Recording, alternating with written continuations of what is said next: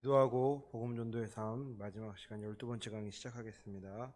사랑의 하나님 감사합니다. 오늘도 하나님의 사랑으로 또 이렇게 새로운 날을 주시니 감사합니다. 하나님, 오늘도 복음으로 살게 하여 주시고 복음의 능력을 경험하게 하여 주시고 또 복음 대신 예수님과 함께 친밀하게 사는 삶으로 우리의 삶을 인도하여 주시옵소서. 하나님, 이 땅에 다른 능력 의지하여 사는 삶이 아니라 복음의 능력 의지하여서 하나님 나라의 그 기쁨을 누리고 하나님 나라의 축복을 누리는 삶으로 우리의 삶이 나아가도록 하나님 인도하여 주시옵소서.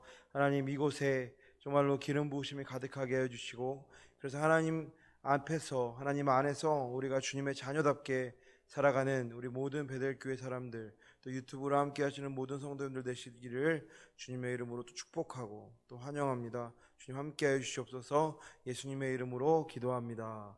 아멘. 네, 오늘 복음 전도의 삶 마지막 시간입니다.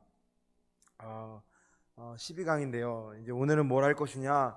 그동안 저희가 많은 것들을 함께 나누고 또 배웠습니다. 그래서 오늘은 특별히 또 다른 것을 배우는 시간을 가지기보다는 지금까지 했던 것들을 한번 쓱 훑어보면서 우리 안에 복음으로의 삶, 복음의 능력을 누리는 삶, 복음으로 정말로 아버지의 사랑을 누리는 삶을 더 열어가면 좋겠다라는 감동이 있었습니다. 그래서 오늘 이 복음 전도의 삶 12번째 시간은 지금까지 했던 것들을 정리하는 시간입니다. 특별히 이제 이 소제목은 복음 전도의 삶을 향하여라고 지었는데 이 시간들을 통해서 여러분 안에 정말 복음으로 사는 사람들이 더 확장되시기를 주님의 이름으로 축복합니다. 여러분, 이제 우리의 준비는 다 끝났습니다.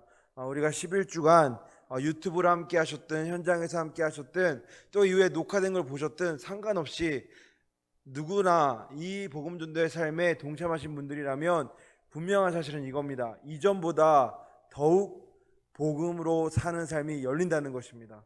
이전보다 더욱 복음의 능력을 경험하는 일들이 많아질 거라는 것입니다. 그럼 우리가 어떻게 해야 되느냐? 복음으로 우리의 삶을 이끄신 하나님께 우리의 삶을 던지는 것이죠. 우리의 삶을 드리는 것입니다. 그러면 하나님께서 우리의 삶을 복음의 능력을 누리는 삶으로 계속적으로 이끌어 가신다는 것입니다. 나이나 상황이나 어떤 위치에 상관없이 하나님은 모든 영혼을 그렇게 이끄시기를 원하신다는 것이죠. 그래서 소년 다윗이나 노인 모세나 상관없이 하나님께서는 하나님의 역사를 그 누구에게나 비추기를 원하신다는 것입니다. 오늘 이 강의를 통해서 여러분께서 여러분 안에 묻혀 있었던 혹은 또 여러분 안에 잠들어 있었던 혹은 여러분 안에 깨어나고 있던 그 복음의 열정, 복음의 힘, 복음의 그 능력이 더 확장되시기를 주님의 이름으로 축복합니다. 여러분, 혹시 이제 우리가 지난 11주 동안 했던 강의들에 대해서 한 번씩 이렇게 짚어볼 텐데 혹시 기억나는 강의들 있으신가요? 우리가 한번 이렇게 살펴보면 우리가 거의 한 6가지 정도를 한 것 같습니다. 복음에 대해서 나눴어요. 그리고 예수 그리스도가 누구신지에 대해서 나눴고요. 그 다음에 복음 전도자에게 어떻게 보면 가장 중요한, 아니 그리스도인에게 있어서 가장 중요한 정체성에 대해서 이야기했습니다. 그리고 전도, 그 다음에 복음 전도자가 무엇인지, 그 다음에 파라솔 전도까지 우리가 한 대략 한 6, 7가지를 이제 11주 또 12주간 이렇게 나눠서 했는데요.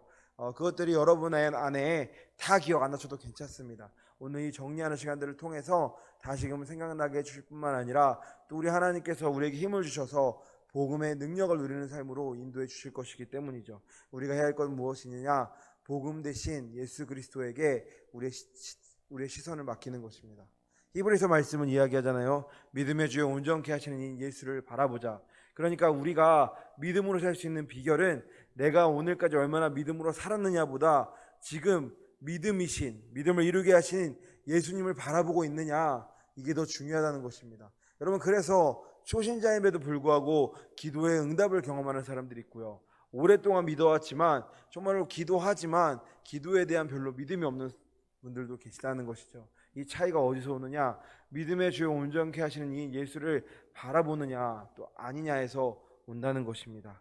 오늘 우리는 이 시간들을 통해서 믿음의 주요 온전케 하시는 이 예수님을 바라보는, 그래서 복음에 대해서 마음이 더 활짝 열리고 또 비록 지금까지 한 강의도 못 들었지만 오늘 이 강의를 만약에 처음 들으신다면 이 강의를 통해서 복음에 대한 그 눈이 열리는, 그래서 엘리사와 함께 했던 그 청년이 눈이 열려서 불멸과 불병거를 보고 두려워하지 않고 하나님을 바라봤던 것처럼 우리 안에도 그런 역사가 일어나기를 또 우리가 소망하며 갈망하며 함께 나아가면 좋겠습니다.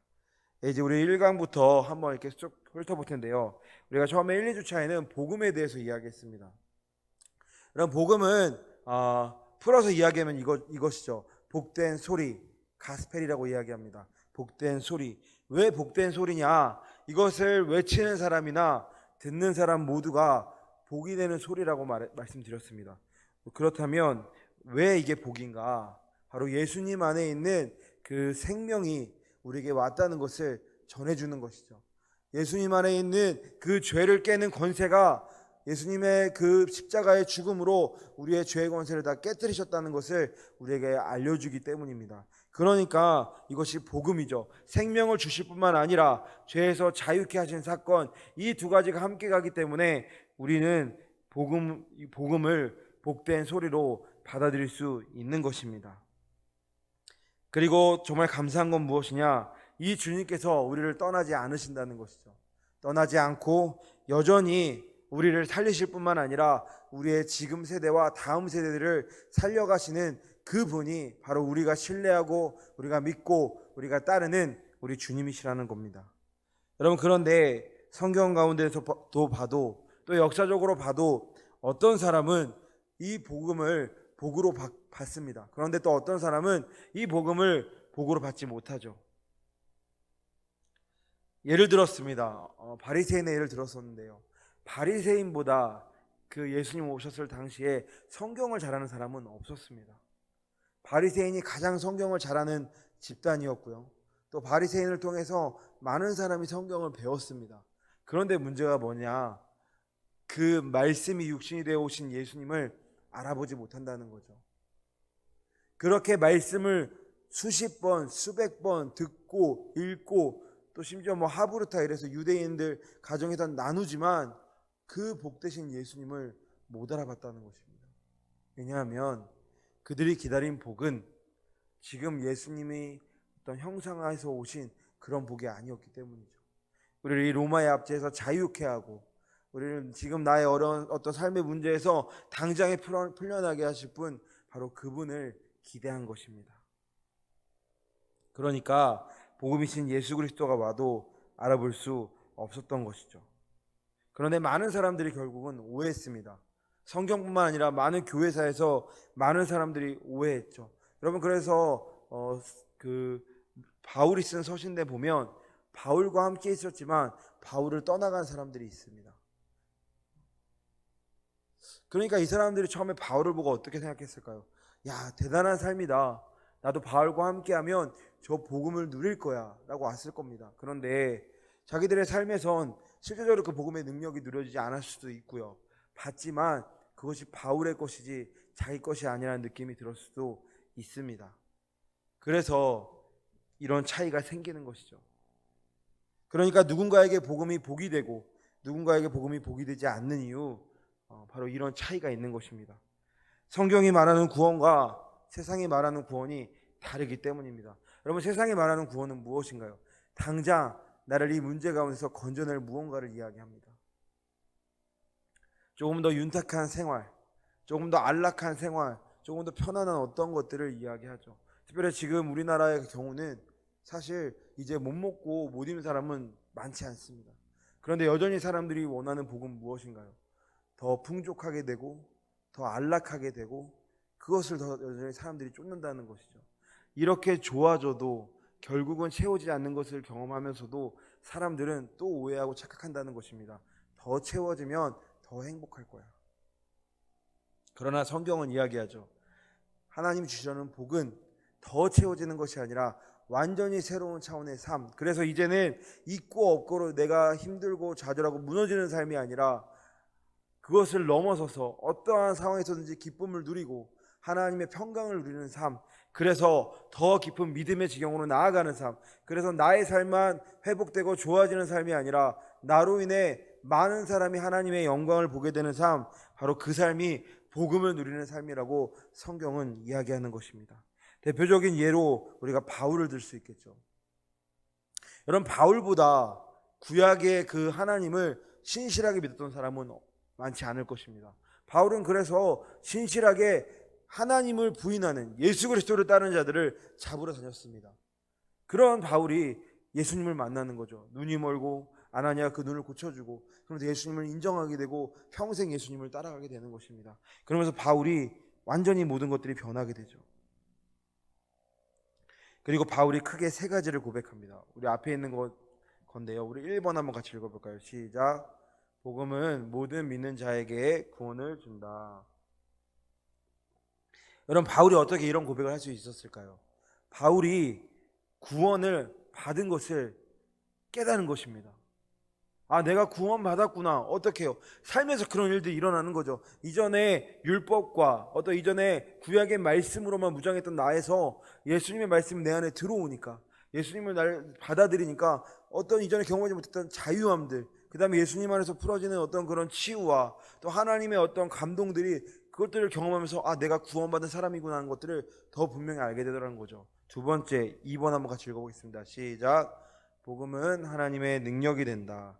여러분, 그러니까 이것도 마찬가지죠. 바울이 그냥 듣기 좋은 말을 쓴 게 아니라 실제 바울의 삶에 하나님의 능력을 경험했습니다. 뭐로부터요?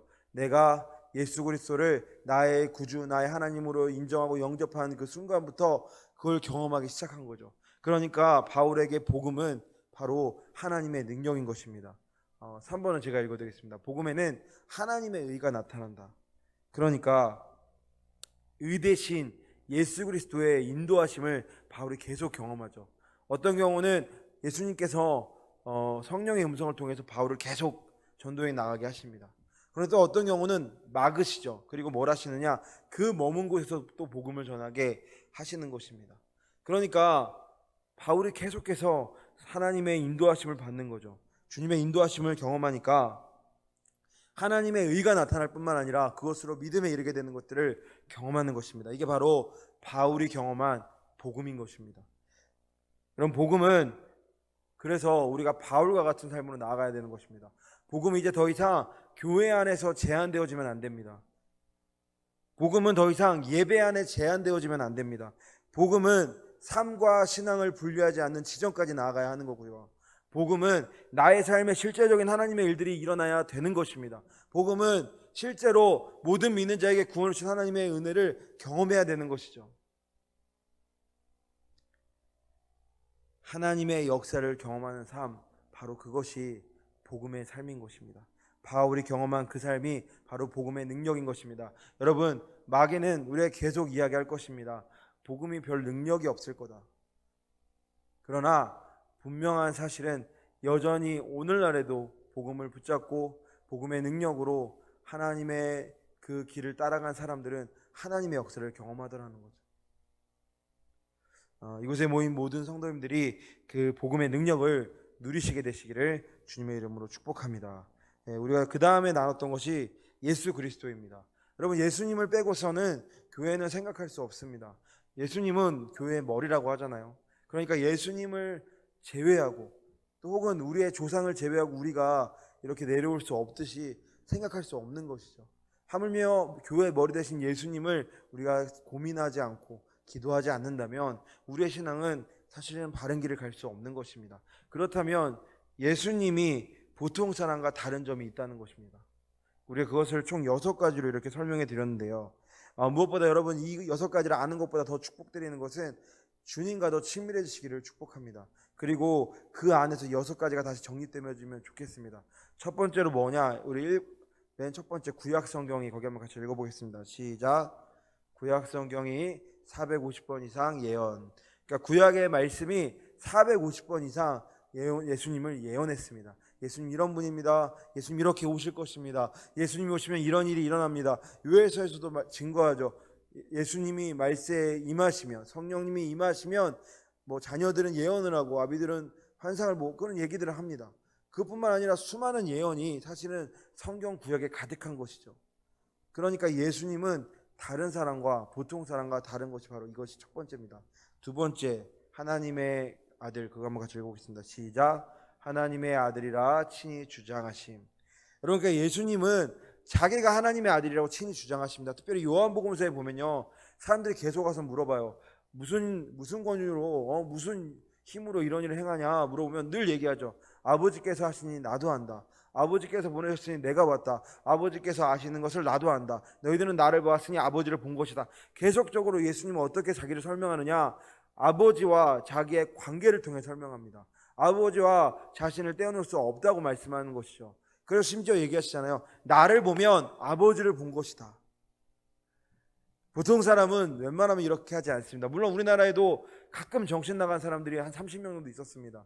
역사적으로 파악해 보니까 우리나라에서도 자기가 예수라고 주장했던 사람이 한 30명 좀 더 넘는다고 해요.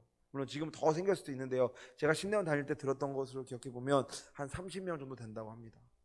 그런데 그 사람 주장한 사람들 다 죽었습니다. 그리고 그 주장한 사람들을 통해 제대로 된 어떤 복음을 경험한 사람은 아무도 없죠. 그러니까 이것이 예수님이 보통의 사람과 다른 점 두 번째입니다. 세 번째 뭐냐? 그는 죄가 없고 죄를 알지도 못한다는 겁니다. 그러니까 예수님은 죄가 하나도 없고 죄를 알지도 못했습니다. 그게 바로 예수님이 보통 사람과 다른 점 세 번째인 것이죠. 네 번째 무엇이느냐? 우리 한번 같이 읽어보겠습니다. 모든 사람을 시작. 모든 사람을 위하여 죽으심. 그러니까 예수님께서 모든 사람을 위하여 죽으셨다는 것입니다. 어떤 자기가 사랑하시는 사람들만 위해서 죽은 것이 아니라 온 인류를 향하여서 자기의 죽음으로 십자가의 대속으로 온 인류를 자유케 하시기 위해서 죽으셨다는 것이죠. 그리고 정말 중요한 다섯 번째가 있습니다. 5번 한번 같이 읽어보겠습니다. 죽음에서 시작. 죽음에서 부활하심. 여러분 CCC에 보면 이런 예수님은 누구신가 어떤 제목이었던 것 같아요. 그 책에 있는데 이런 가설들을 이야기합니다. 예수님이 만약에 부활하지 않았다면, 예수님 만약에 정말 메시아가 아니라 미치광이었다면 어땠을까? 막 이런 것들을 해요. 그런데 여기서 딱 걸리는 게 있습니다. 예수님 미치광일 수도 있고 막 하다가 한 가지 뭐에서 걸리냐면 예수님 미치광이었다면, 예수님 사기꾼이었다면 그것을 증명하기 위해서는 위에서 죽진 않았을 거다라고 이야기하는 거죠. 그리고 더 나아가서 뭔가요? 그 죽으신 예수님이 부활할 수 없다라는 거죠. 만약에 미치광이고 사기꾼이었으면 그럴 리는 있을 수 없다는 것입니다. 그러나 그분이 우리 모두를 위해서 죽으시고 부활하셨기에 오늘도 우리가 믿는 예수님이 진짜이고 사실이고 분명한 증거를 나타내신 것이죠. 그러니까 우리는 지금도 이 예수님 눈에 보이지 않지만 우리가 그분을 바라보고 향하여 이렇게 또 믿음의 경주를 하고 있는 것입니다. 여섯 번째는 이것이죠. 예수님이 그리스도인 안에 살아계신다는 겁니다. 여러분, 그러니까 어떤 사람도 사람 안에 살 수는 없습니다. 아무리 사랑하는 사람이어도 연애하는 기간에 또 부부로 지내는 기간에 내 마음에 있을 수 있지만 그 사람이 생을 다하고 나면 무언가는 점점 잊혀져 가게 마련이죠. 왜냐하면 그냥 내 기억 속에 있기 때문입니다. 내 마음에 어떤 감정이 기억할 뿐이죠. 그러나 예수님이 다른 것은 우리 안에 와서 사신다는 것입니다. 우리 안에 오셔서 사셔서 여전히 우리를 향해 말씀하시고 우리를 부르시고 우리를 다독이셔서 주님의 자녀로 하나님의 자녀답게 살도록 우리의 삶을 인도하시는 것이죠. 이 정도 되면 안 믿는 사람들이 이렇게 이야기할 수 있습니다. 그것은 너희들이 말하는 증거지, 성경이 말하는 증거지 우리랑 무슨 상관이야, 이렇게 이야기할 수 있죠. 그런데 예수님을 믿는 사람들을 통해서 그럼 어떤 일이 일어났느냐, 예수님이 전해지는 곳마다 어떤 일이 일어나느냐, 이것을 봐야 한다는 것이죠. 여러분, 예수님이 전해지는 곳마다 폭력의 문화가 사라졌습니다. 예수님이 전해지는 곳마다 노예가 해방되었습니다. 예수님이 전해지는 곳마다 아동의 복지가 회복되었습니다. 예를 들면 아브라함 링컨, 우리가 지금도 이야기하는데요. 이 링컨이 대통령이 되기 전에 이 미국이 둘로 쪼개졌었죠. 그래서 어떻게 했나요? 한쪽은 노예를 계속 유지하자, 한쪽은 노예를 해방하자, 링컨 쪽이었습니다. 그러니까 하나님을 인격적으로 만나는 사람은 지금 이 노예제도가 이상하게 보일 수밖에 없는 것이죠. 여러분, 그런데 그때 노예제도는 강력한 것이었습니다. 미국의 어떤 기반과도 같은 것이었어요. 그러니까 사람들이 포기할 수 없는 거죠. 이 많은 인력, 이 많은 이 노예들을 놓아주면 어떻게 하나, 이런 고민들을 했을 겁니다. 그러니까 링컨도 엄청난 반대에 부딪혔던 것 같아요. 실제로 계속 전쟁에서 지기도 합니다. 그런데 마지막 남북전쟁에서 어쨌든 승리하고 노예들이 일부 해방되긴 하는데요. 그러니까 결국은 예수님의 어떤 사랑, 예수님의 마음을 알게 되는 사람들이 통해서 노예가 해방되는 거고요. 또 선거권이 회복됐습니다. 또 16세기 이럴 때 보면요, 영국에서 아동의 복지가 거의 없었습니다. 그래서 올리버 트위스터라는 소설을 보면 어떠냐면 실화인데요. 이 아이들이 이제 그 직물 공장 같은데 이제 가서 일을 합니다. 왜 그 아이들이 가서 일을 하냐면 그때 당시 이제 기술이 많이 발전하지 않았을까. 그런 기계들을 돌려야 되는데 어른들은 가서 돌릴 수가 없는 거예요. 키가 크니까. 그러니까 그 어린 아이들 막 6살, 7살 저희 지호만한 애들이 거기 들어가서 그 장비를 가동시키는 거죠. 그럼 어떨까요? 그러다 뭐 질식해서 죽는 애들도 있고요. 못 먹어서 죽는 애들도 있고요. 기계에서 그냥 죽는 애들도 비일비재했다는 것입니다. 이게 지금 가장 선진국인 영국 막 이런 데서 그렇게 일어났다는 거죠. 그러니까 아동의 복지가 그때는 회복되지 않았습니다. 그런데 신앙이 들어가고 믿음이 들어가고 교회가 세워지고 하면서 이 아동의 복지들이 회복되는 거죠. 또 어떤 회복되나요? 결혼의 신성함이 회복됐습니다. 많은 나라들이 지금도 여러분 아프리카 같은 데 나라에 보면 막 13살, 12살 이런 여자아이들이 막 엄청 나이 많은 어른들한테 시집을 가는 것들을 보게 되죠. 그러니까 결혼의 신성함이 완전 무너져 있는 것입니다. 또 일처다부제, 또 뭐 막 이런 말도 안 되는 결혼의 문화들이 있잖아요. 그런데 기독교를 그래도 받아들인 나라들은 그것들이 많이 회복되고 많이 변화되더라는 것입니다. 그러니까 여러분, 예수님이 전해지는 곳마다 이 예수님이 살아계시면 어떻게 알 수 있느냐? 그 예수님 믿는 사람들로 인해서 나라의 분위기가 바뀌고 민주주의가 세워지고 또 이 노예제도가 해방되고 이런 것들이 일어나더라는 것이죠. 여러분, 그러니까 예수님은 실제로 성경에서만 증거되신 것이 아니라 실제 역사 가운데서도 증거됐다라는 것입니다. 그리고 성경이 더 구체적으로 증거하는 네 가지는 바로 이것입니다. 예수님만이 주실 수 있는 놀라운 네 가지 선물을 우리가 나눴는데요. 1번이 뭔가요? 우리 1번 한번 같이 읽어보겠습니다. 시작. 죄 용서, 분리, 회복, 보혈, 영접. 그러니까 죄를 용서하시는 거죠. 그럼 죄를 용서하면서 어떻게 됐느냐? 우리 그 전도지에 보면 그런 얘기 나오죠. 우리의 죄로 하나님과 우리 사이가 이렇게 멀어졌다. 끊어진 다리와 같이 이어질 수 없었다라고 이야기합니다. 그래서 사람들이 지식, 노력, 많은 것들을 하나님께 다 부르하지만 닿을 수 없다는 거죠. 바벨탑을 심지어 쌓아도 닿을 수 없는 것입니다. 그런데 뭘로 닿을 수 있었느냐? 예수님의 그 죄 용서로 하나님과 분리되었던 우리의 그 관계가 회복된 것이죠. 그리고 우리가 예수님의 보혈을 경험하고 또 하나님을 영접할 수 있게 된 것입니다. 이 두 번째 한번 같이 읽어볼까요? 시작. 참 평안, 평화의 왕. 여러분, 그러니까 예수님이 그 마음의 오심을 믿고 그 예수님과 친밀하게 될수록 우리가 경험하는 것이 무엇이냐? 평안이라는 것입니다. 여러분, 이 평안이 얼마나 강력한 것이냐면, 여러분, 편안한 것은 내가 편안한 상황일 때만 유지됩니다. 조금의 어떤 근심이 생기거나 어떤 어려움이 생기거나 어떤 나를 좀 이렇게 힘들게 하는 것들이 생기면 바로 깨지죠. 여러분, 그런데 평안은 그렇게 쉽게 깨지지 않습니다. 평안은 하나님 안에 오는 평안이 내 안에 주어진다면 어떤 어려움이 와도 문제가 와도 시험이 와도 그 문제와 어려움과 시험 가운데 주님을 바라보고 주님께 나아갈 수 있는 힘이 바로 평안인 것이죠. 여러분, 그러니까 그리스도인이 계속적으로 구해야 하는 것은 하나님이 주시는 평안인 것입니다.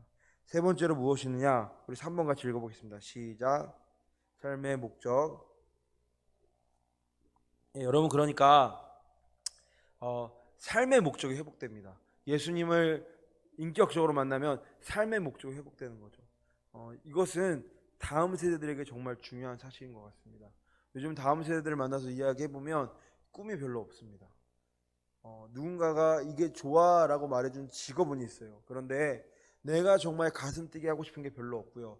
이 어떤 내가 하는 어떤 이 활동이나 행동을 통해서 어떤 사람들이 행복하게 되고 변화되는 것에 별로 관심이 없습니다. 그러니까 이 다음 세대들이 우리가 무엇을 전해야겠습니까? 결국은 예수님을 전해야 하는 것입니다. 예수님만이 참된 삶의 목적을 발견하게 하고요. 예수님만이 참된 정체성의 회복을 가져오게 하시는 것이죠. 4번 무엇이냐? 4번 같이 읽어보겠습니다. 시작. 승리, 예수님의 사심, 그분의 능력. 여러분, 그러니까 오늘도 우리가 예수님을 붙잡으면 승리하는 것입니다. 제가 오늘 오전에 우리 유스 예배 때 이렇게 친구들에게 나눴는데요. 오늘도 우리 모두가 받은 선물이 있습니다. 하나님께 오늘을 살아있는 우리라면 모두가 동등하게 받은 선물이 있습니다. 그게 뭘까요? 바로 오늘이죠. 하나님께서 오늘을 이 땅을 살아가는 모든 사람에게 선물로 주셨습니다. 그런데 어떤 사람은 특별한 날이 되고요, 어떤 사람은 그냥 일상이 됩니다. 일상도 나쁘진 않죠. 그런데 특별한 날이 그러면 어떻게 될 수 있느냐? 바로 이 예수님의 사심을 믿는 사람, 오늘 우리가 말씀 나눈 것과 같이 성령님의 감동을 따르는 사람, 그 사람이 바로 성령님의 감동을 통하여서 예수님의 사심을 경험하고 하나님의 역사를 경험함으로써 정말로 특별한 날을 살 수 있게 되는 것입니다. 여러분, 우리가 이것을 위해 기도해야 하는 것이죠. 하나님, 오늘도 나의 삶이 주님 안에 있길 원합니다. 주님 안에 있으면 우리는 반드시 승리합니다. 비록 아이성의 전투에서 졌지만 이후에 또 하나님 안에 있으니 얼마나 많은 승리를 거두게 됩니까? 다윗도 그렇죠. 그러나 하나님 안에 없으면 그 많은 업적을 이룬 다윗도, 우리가 따라갈 수 없는 그 예배자의 모범인 다윗도 결국엔 무너지고 죄를 짓더라는 것입니다. 우리도 늘 점검해야 하는 것은 이것입니다. 나는 지금 예수 그리스도 안에 있는가? 그것이 아니라면 우리는 다시금 기도하고 또 붙잡아야 하는 것이죠. 여러분, 우리가 기억해야 합니다. 우리가 예수님을 믿는 게 축복이라는 것입니다. 제가 이거 저번에도 말씀드렸는데, 만약에 우리가 한겨울에 길을 가다가 빙판길을 만난다면 어떻게 해야 될까요? 이때 중요한 게 무엇일까요? 특별히 믿음이 되게 센 교회일수록 이런 질문을 던졌을 때 믿음이라고 말씀하셨대요. 그런데 여러분, 생각해 보세요. 그냥 심플하게 생각해 봐도 빙판길을 가다가 길을 가다가 빙판길을 만났고 이 길을 만약에 지나야 한다면 중요한 것은 무엇일까요? 빙판입니다. 내가 믿음이 아무리 뜨거워도요, 빙판이 녹아져 있으면 깨져버리는 것입니다. 죽는 것이죠.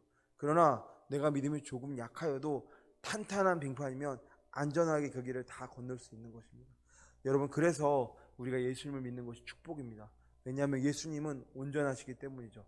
예수님은 깨지지 않기 때문이죠. 예수님은 영원부터 영원까지 우리를 지켜주시기 때문입니다. 그래서 우리가 예수님을 믿는 것이 가장 큰 축복이죠. 그 축복이신 예수님을 더 믿게 되시는 여러분 되시기를 주님의 이름으로 축복합니다. 아멘.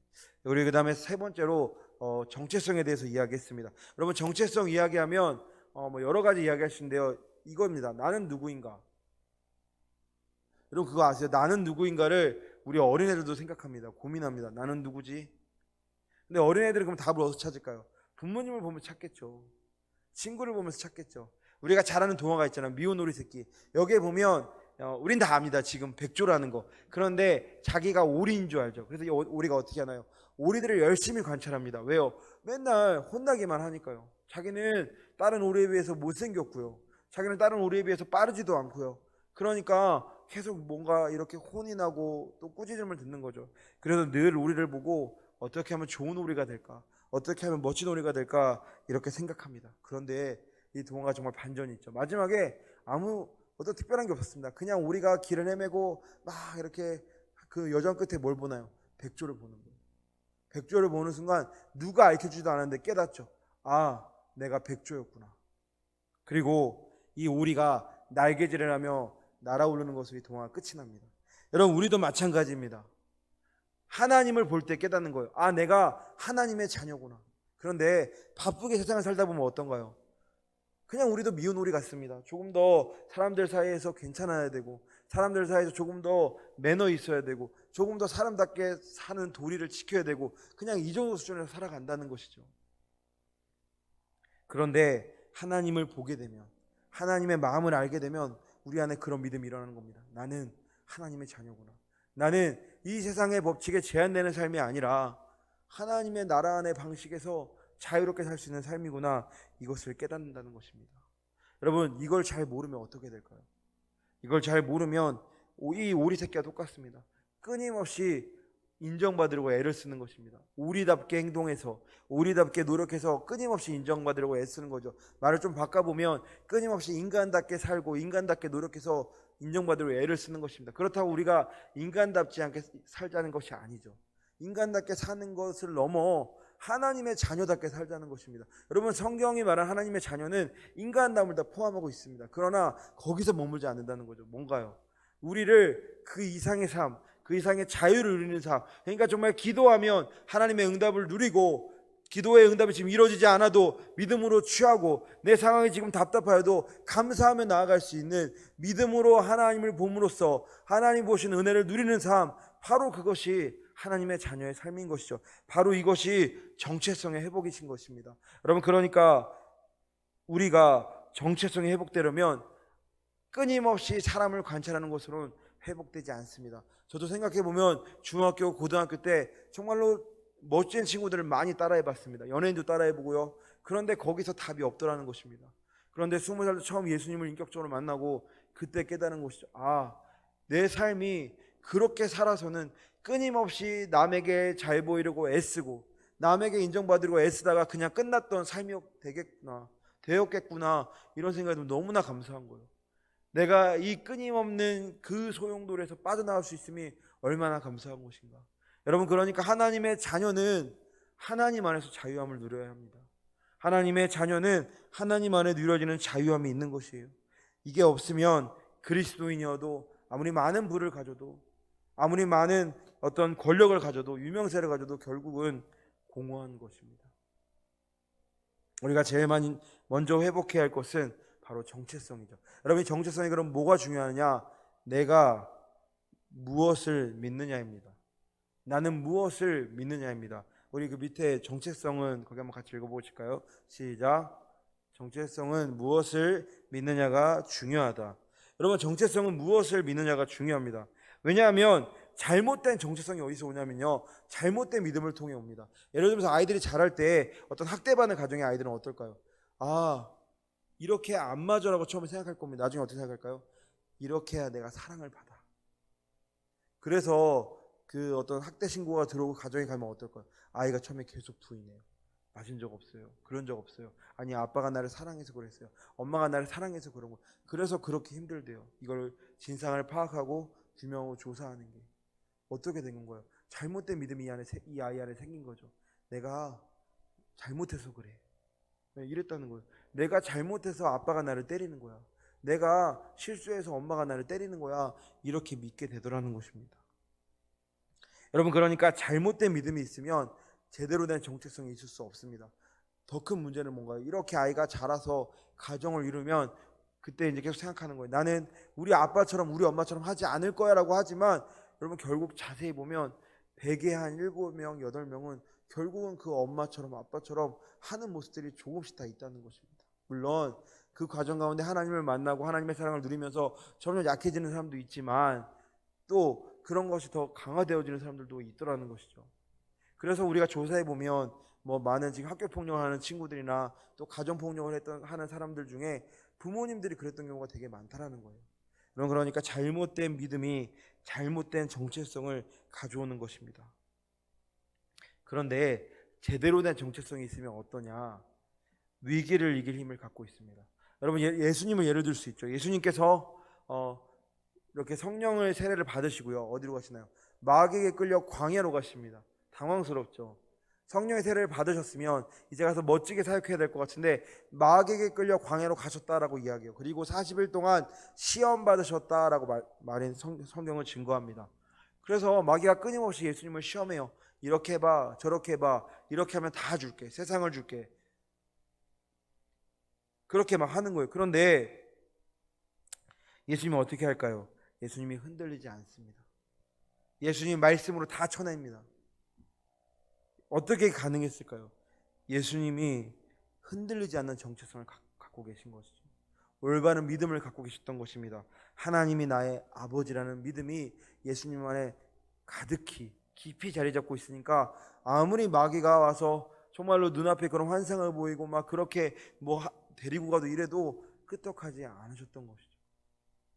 바로 이게 올바른 정체성을 가지는 힘입니다. 여러분, 그러니까 우리가 이 아이들을 키우면서 애써야 하는 것은 이것입니다. 올바른 정체성이 자라는 아이가 되도록 계속적으로 축복하고 기도해주고 또 끌어안아주고 또 위로해줄 필요가 있는 것이죠. 물론 부모가 어떻게 실수 안 하겠습니까? 저도 아이들 때리기도 하고 아이들 혼내기도 합니다.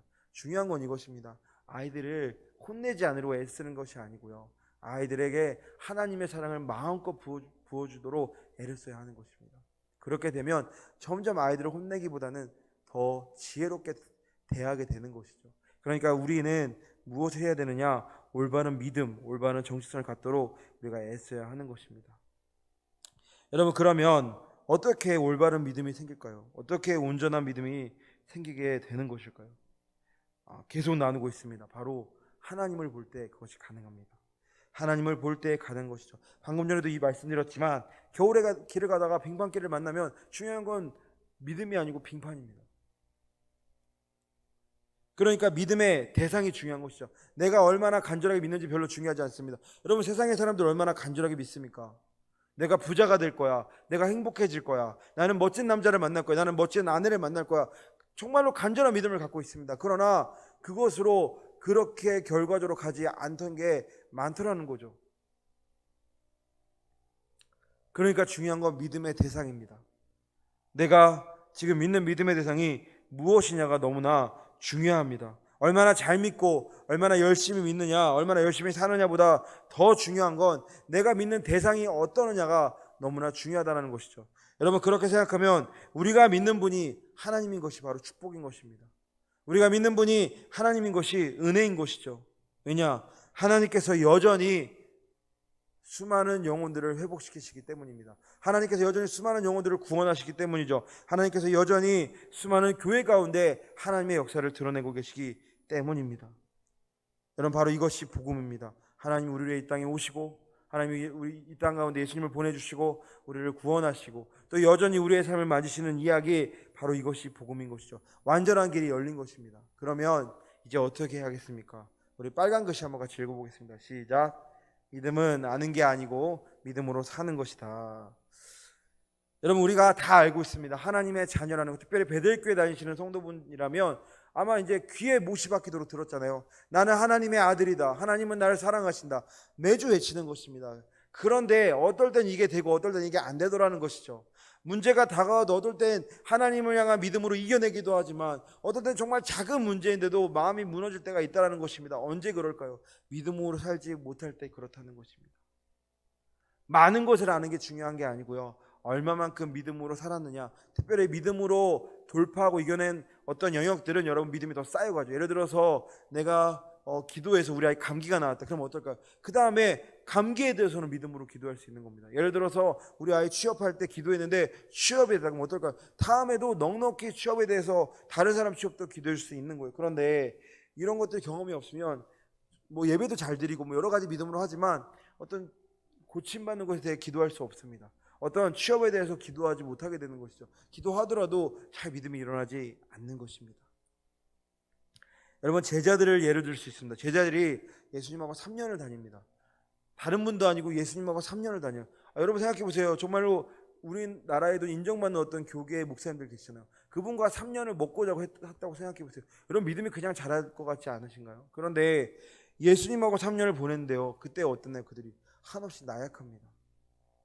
그런데 나약하지 않은 순간들이 있었어요. 성경에 보니까 성령님 임하시기 전에도 나약하지 않았던 순간들이 있습니다. 언제일까요? 바로 오늘 앞에 보는 이 말씀이죠. 누가복음 9장 6절 우리 한번 같이 읽어보겠습니다. 시작. 제자들이 나가 각 마을에 두루다니며 곳곳에 복음을 전하며 병을 고치더라. 여러분, 그러니까 이 사건, 이 말씀이 있는 중에도요, 보면은 저는 예수님, 저는 나중에 하나님 그 나라에 앉으시면요 왼쪽에 앉게 해주시고 저는 오른쪽에 앉게 해주세요. 저 사람들 우리 말씀 안 듣는데요, 번개 내려 다 죽게 해달라고 기도할까요? 막 이런 대도 않는 얘기들을 하잖아요. 그런데 이런 역사가 있었다라는 거죠. 언제 그렇게 됐느냐? 바로 믿음으로 배운 것을 믿음으로 사니까 되더라는 것입니다. 그리고 얼마나 제자들이 기쁨에 차서 돌아오나요? 기쁨에 차서 돌아와서 예수님한테 이야기하죠. 예수님의 말씀으로, 이름으로 선포했더니 이런 일이 있었습니다. 귀신도 떠나갔습니다. 사람들의 병도 고침받았습니다. 라고 간증하는 것입니다. 여러분, 바로 이러한 일들이 일어나더라는 것이죠. 우리가 믿음으로 살기 시작하면, 복음으로 살기 시작하면, 복음을 내 삶에서 하나씩 따라가기 시작하면 그 영역에서 이러한 일들이 일어나더라는 것입니다. 그러면 이걸 누구에게 맡기셨느냐? 바로 성령님에게 맡기셨다는 것입니다. 성령님이 이 땅에 오시죠. 그리고 120명 남짓한 그들에게 임하십니다. 그러자 불의 같이 성령이 갈라지고 그때 베드로가 일어나서 말씀을 전하니까 수천 명의 사람이 예수님을 영접합니다. 바로 며칠 전만 해도, 아니 몇 달 전만 해도 예수님을 십자가에 못 박으라고 했던 그들, 구경했던 그들이, 방관자였던 그들이 그 자리에서 예수님을 인정하고 회개하고 복음을 받아들이는 것 역사가 일어나더라는 것입니다. 여러분, 그러니까 성령님이 오시면 우리의 정체성만 회복되는 것이 아니고요, 우리 안에 정체성이 흘러가서 다른 사람들마저도 회복되게 인도하시더라는 것입니다. 실제로 제가 경험하는 건, 그렇게 기도 안 하는 청소년 애들도 이 정체성이 회복되어지면 방언도 받고 치유도 하더라는 거예요. 물론 애들이 계속 그러지 않습니다. 뭐 수련회 때 잠깐 그러고요, 뭐 예배 때 어째 은혜 받으면 좀 그러지만, 그럼에도 불구하고 이런 일들이 일어나더라는 것이죠. 여러분, 그러니까 우리가 성령님을 계속해서 환영하는 것입니다. 성령님, 내 삶에 오시옵소서. 성령님, 내 삶에 오셔서 복음으로 살게 해주세요. 이렇게 우리가 기도해야 하는 것이죠. 여러분, 우리가 복음으로 못 사는 건요, 다른 데 있지 않습니다. 성령님이 오시면 됩니다. 성령님이 오시면 복음으로 살 수 있도록 우리를 인도해 주시는 것이죠. 그런데 성령님이 오시지 않으면요, 아무리 탁월하게 말씀을 전하건 아무리 뭐 수십 명에게 복음을 전했던 상관없이요, 복음으로 살기 쉽지 않습니다. 우리는 그래서 이 회복된 정체성 가운데 성령님을 구하여서 성령님이 오셔서 우리의 정체성을 계속적으로 회복시켜 가실 뿐만 아니라 우리를 통하여 수많은 사람도 그 정체성 회복되어져 가도록 우리가 구해야 하는 것이죠. 네 번째로 우리가 전도에 대해서 이야기했습니다. 여러분, 전도 뭐 짧게 할 텐데요, 이 전도에 대해서 우리가 이야기할 때 이랬습니다. 교회의 핵심. 그런데 역설적으로 어떻다고요? 불편하다는 것입니다. 많은 교회의 교인들이 전도해야 되지만 불편한 것이라고 생각을 많이 한다는 것이죠. 전도는 사실은 길을 전하는 것입니다. 인생에 가야 할 길을 전하는 것이죠. 그런데 전도가 되는 교회도 있고 안 되는 교회도 있더라는 거예요. 어느 교회에서 되느냐? 한 영혼이라도 구원하고자 하는 그 마음이 있는 교회는 되더라는 것입니다. 그런데 어떤 교회 인원을 더 늘리려고 전도하거나 어떤 교회의 부흥을 위해서만 전도한다면 잘 되지 않더라는 것이죠. 어떤 마음을 원하시느냐? 한 영혼을 귀하게 여기는 마음을 원하신다는 것입니다. 그래서 최근에 제가 지난주에도 계속 나눴잖아요. 이 파라솔 전도가 되는 것도 그런 것 같습니다. 이분들의 전도 방법이요, 이전에 했던 전도 방법하고 크게 다르지 않습니다. 그냥 파라솔 핀 거 말고 뭐 별다른 게 있나요? 크게 없습니다. 그냥 문자보내 이런 것도 좀 차이가 있지만, 그럼 이 차이가 더 어디서 오느냐? 한 영혼을 귀하게 여기는 것에서 오더라는 것이죠. 여러분, 그러니까 우리 안에도 한 영혼을 귀하게 여기는 마음이 일어나도록 구해야 하는 것입니다. 바로 이것이 전도에 대해서 나누면서 또 우리가 나눈 것이죠. 마지막으로 복음 전도자에 대해서 이야기했습니다. 우리 복음 전도자 1번 한번 같이 읽어볼까요? 시작. 복음 전도자는 복음을 전하는 사람입니다. 네, 그러니까 복음 전도자는 간단하게 말하면 복음을 전하는 사람이죠. 그럼 어떤 복음을 전하느냐? 복음, 자기가 알고 있는 복음을 제대로 전하는 사람입니다. 어떤 경우는요, 제가 경험했는데 예수님을 뜨겁게 만났어요. 막 복음을 전하고 싶어요. 그런데 잘 모르니까 막 자기가 생각나는 말들을 이야기하는 거예요. 그러면 어떻게 될까요? 복음을 전하기보다는 자기 간증만 전하고 말 경우가 굉장히 많더라는 거예요. 그런데 복음 전도자는 어떤 사람이느냐? 복음을 전하는 사람인 거예요. 그래서 복음을 전하는 상황과 환경이 되도록 또 그것들을 열어가는 사람이더라는 거죠. 두 번째 한번 같이 읽어보겠습니다. 시작. 복음 전도자는 성령 충만을 사모합니다. 여러분, 그러니까 복음 전도자는 내가 지금까지 얼마나 많이 복음을 전했고 내가 지금 얼마나 많이 준비되었고가 별로 중요하지 않아요. 그래서 성경에 봐도 복음 전도자들이 항상 뭘 구하나요? 성령님의 충만함을 구합니다. 늘 기도합니다. 왜 기도할까요? 예수님께서 약속하신, 하나님께서 약속하신 그 성령님 오셔서 오늘도 예수님의 인도하심을 나타내실 그 성령님이 오시도록 구하는 것이죠. 우리가 기억해야 할 건 이겁니다. 내가 정결한 상태가 되어야 바로 그분이 오신다는 거예요. 예수님이 오시고 성령님이 오시는 거죠. 그럼 어떻게 정결한 상태가 될 수 있을까? 회개해야 하는 것입니다. 여러분, 이 회개는 그런데 어떻게 할 수 있을까요? 우리 마음에 하나님이 함께 계심을 바라보며 하는 것이죠. 그리고 성령님을 구하면 성령님이 오셔서 깨닫게 해주시는 거예요. 내 안에 이런 회개할 것들이 있다. 바로 이게 진정한 회개죠. 많은 경우 우리는 우리가 죄라고 여기는 것들을 회개하고 말 때가 많습니다. 그런데 온전한 회개는 무엇이냐? 성령님이 오셔서 깨닫게 해주시는 것을 회개하는 것입니다. 없다면 어떻게 하면 될까요? 성령님을 더 누리면 되는 것이죠. 성령님을 더 충만함을 누리면 되는 거예요. 그런데 깨닫게 해주시는 것이 있다면 회개하면 어떤 일들이 일어나냐? 회개하지 않음으로 인해서 묶여있던 것들이 풀려지는 것들을 보게 되더라는 것입니다. 여러분, 그러니까 복음 전도자는 성령 충만을 사모하는 사람인 것이죠. 세 번째로 우리 3번 같이 읽어보겠습니다. 시작. 복음 전도자는 주님과 친밀해야 합니다. 여러분, 그래서 마태복음 11장 28절 30절은 이야기합니다. 수고하고 무거운 짐진 자들아 다 내게로 오라. 내가 너를 쉬게 하리라 말하는 것이죠. 여러분, 예수님이 그럼 뭘 하고 싶으신 걸까요? 수고하고 무거운 짐진 자들 와서 뭐 하라는 거예요? 쉬라는 겁니다. 자유하게 하시기를 원하신다는 겁니다. 제가 지난번에 말씀드렸잖아요. 우리의 짐을 올려드리면 예수님께서 우리에게 쉼을 주신다는 거예요. 그게 바로 기도의 자리입니다. 우리는 우리의 짐을 올려드리고 하나님 우리에게 쉼을 주시는 자리, 바로 그게 기도의 자리인 것이죠. 이러한 과정들을 통해서 우리는 뭐가 일어날까요? 하나님과의 친밀함이 일어나는 것입니다. 하나님이 나를 너무나 사랑하시는구나, 나도 하나님을 더 사랑하고 싶다, 이런 친밀함들이 일어나는 것이죠. 4번 같이 읽어보겠습니다. 잠시만요. 복음 전도자는 시작. 복음 전도자는 복음으로 사는 사람입니다. 여러분, 그래서 좀 이상하게 들리시겠지만 복음 전도자는 가장 중요한 게 복음을 전하는 게 아닙니다. 복음 전도자의 가장 중요한 것은 내가 지금 복음으로 사느냐 아니냐입니다. 복음 전도자는 그래서 복음으로 살기를 원하고 사모하고 애쓰는 사람인 것이죠. 우리 로마서 1장 17절 말씀 한번 같이 읽어보겠습니다. 시작. 복음에는 하나님의 의가 나타나서 믿음으로 믿음에 이르게 하나니 기록된 바 오직 의는 믿음으로 말미암아 설리라 함과 같으니라.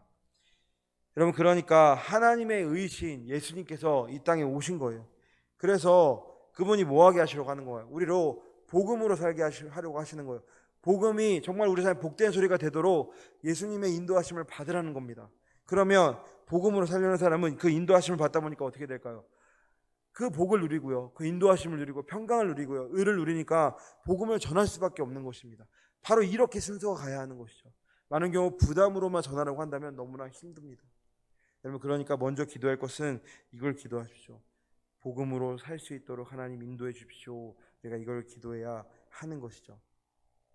마지막입니다. 6번 시작. 복음 전도자는 자유함을 누리는 사람입니다. 여러분, 그러니까 복음 전도자는 어떤 사람일까요? 자유함을 누리는 거예요. 근데 우리가 언제 자유함을 누릴 수 있을까요?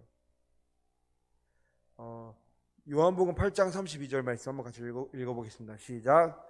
진리를 알지니 진리가 너희를 자유케 하리라. 여러분, 예를 들어서 또 소망이 없는 청소년에게 이야기하는 거예요. 꿈을 가져, 희망을 가져. 이렇게 많이 이야기하는 것보다 그 청소년에게 예레미야서의 말씀을 펴서 너를 향한 하나님의 생각은 내가 하나니 재앙이 아니라 번영이다, 축복이다, 이렇게 하면 다르게 다가오지 않을까요? 예를 들어서 내가 정말 죽어서 어디 가지, 막 이런 고민들에 대해서 죽어서 좋은 데 갈 거야, 이렇게 이야기하기보다 요한복음 3장 16절 말씀, 그 하나님을 영접하는 자, 그 이름 믿는 자, 예수님을 영접하는 자, 그 이름 믿는 자에게는 하나님의 자녀가 되는 권세를 준다. 하나님이 세상을 이처럼 사랑하사 독생자를 주셨다. 이런 것들을 나누면 어떻게 될까요? 그 말씀으로 인해서 자유함이 일어나는 겁니다.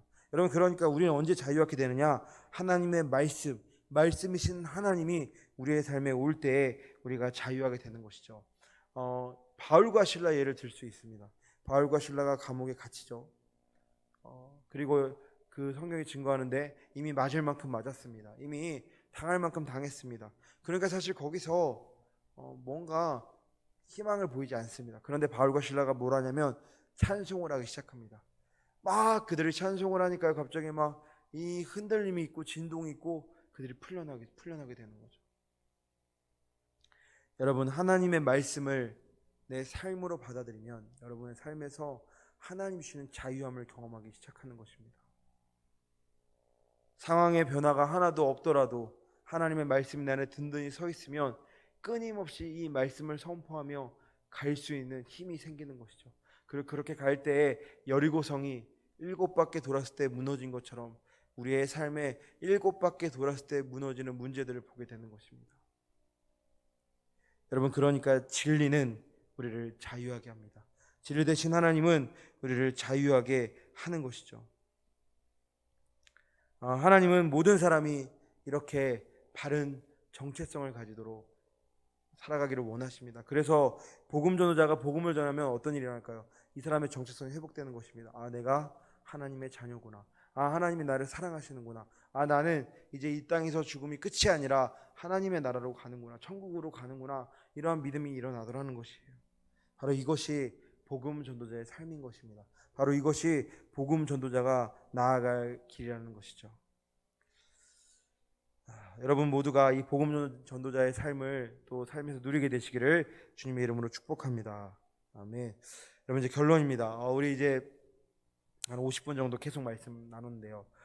지난 11주 동안 우리가 복음의 삶에 대해서, 복음 전도의 삶에 대해서 쭉 훑어봤습니다. 아마 여러분 안에 기억나는 부분도 있으시고 또 기억 안 나는 부분도 많을 수 있습니다. 그러나 상관없습니다. 왜냐하면 여러분 가운데 하나님이 함께 하시기 때문이죠. 함께 계신 하나님이 그냥 계시는 분이 아니시잖아요. 친히 우리에게 말씀하시고 가르쳐 주시고 인도하여 주시고 우리가 자녀답게 살도록 우리에게 힘을 주시는 분이 바로 우리 좋으신 아버지이기 때문입니다. 여러분 그러니까 이 복음전도의 삶 11주 들으시면서 여러분 안에 오신 그 성령님, 여러분 안에 오시는 그 하나님의 말씀을 기쁨으로 받아들이시면 그 말씀이 여러분을 이끌어 가는 것입니다. 하나님의 품으로, 하나님의 역사로, 성령님의 인도함을 받는 삶으로 이끌어 간다라는 거예요. 여러분 이제 그러니까 우리가 뭘 해야 되느냐? 이제 모든 준비가 끝났다. 그리고 우리의 삶에서 하나씩 해보는 것입니다. 복음 전도 현장에서 할 수 없다면 나의 가정에서, 나의 동역자들에게, 나의 목장에서 우리가 하나씩 적용해 보는 것이죠. 여러분 그래서 복음, 예수 그리스도, 정체성 많은 것들을 나눴습니다. 여러분 그것들을 다시 한번 기억해 보시고 또 마음에 받아들이시고 또 기억 안 나시는 것 다시 한번 찾아보셔도 좋고요. 중요한 건 여러분 안에 이미 함께 계신 하나님을 붙잡으시는 것입니다. 그러면 그 하나님께서 저 먼 광야에 나그네였던 모세도 들어서 바로 트레이닝 하시면서 쓰셨던 것처럼 우리도 그렇게 할 수 있는 분이 바로 하나님이시라는 것이죠. 여러분 하나님의 손에 붙들린 인생만큼 아름다운 삶은 없습니다. 하나님의 손에 붙들린 인생만큼 행복한 삶은 없습니다. 세상에 어떠한 소리를 우리를 속여도 명백한 사실이고 증거가 가득합니다. 바로 그 하나님께서 붙들는 삶, 복음 전도의 삶, 복음의 삶을 여러분의 삶에 일어나게 되시길, 그리고 복음의 전도의 삶으로 여러분의 삶에 이전과는 다른 돌파를 경험하게 되시기를 주님의 이름으로 축복합니다. 기도하겠습니다. 사랑의 하나님 감사합니다. 12주의 시간 동안 하나님께서 우리를 이 자리로 불러주시고 또 영상으로 함께하게 하여 주시고 그래서 하나님 우리가 이 복음 전도의 삶을 듣게 하여 주시니 감사합니다. 하나님 이제 소망하는 것은 복음이신 예수 그리스도와 함께 더 뜨겁게 살아가는 삶이 되기를 소망합니다. 복음의 능력을 누리는 삶이 되기를 소망합니다. 삶의 문제와 어려운 가운데 세상의 방법과 내 습관과 내 느낌으로 대처하고 마는 삶이 아니라 성령님의 인도하심을 받으며 복음의 능력으로 돌파하여서 하나님 나라를 열어가는 삶이 될 수 있도록 하나님 인도하여 주시옵소서. 하나님 이것이 우리의 노력과 능력으로만 되는 것이 아니라 우리 가운데 오신 성령님 안에서 가능함을 또 기도합니다. 하나님 그 성령님 안에서 가능하게 될 수 있도록 인도하여 주시고 그래서 우리 성도님들 것들을 경험하게 해주시고 하나님과 함께 정말 한 걸음 한 걸음 나아갈 수 있도록 하나님 2주의 삶 가운데도 주님의 역사와 사랑을 경험할 수 있도록 하나님 인도하여 주시옵소서. 지금까지 모든 과정을 함께 해주신 하나님 또 앞으로도 함께 해주신 하나님 아니 더 깊이 만나주신 하나님 감사드리며 사랑 많으신 예수님의 이름으로 기도합니다. 아멘.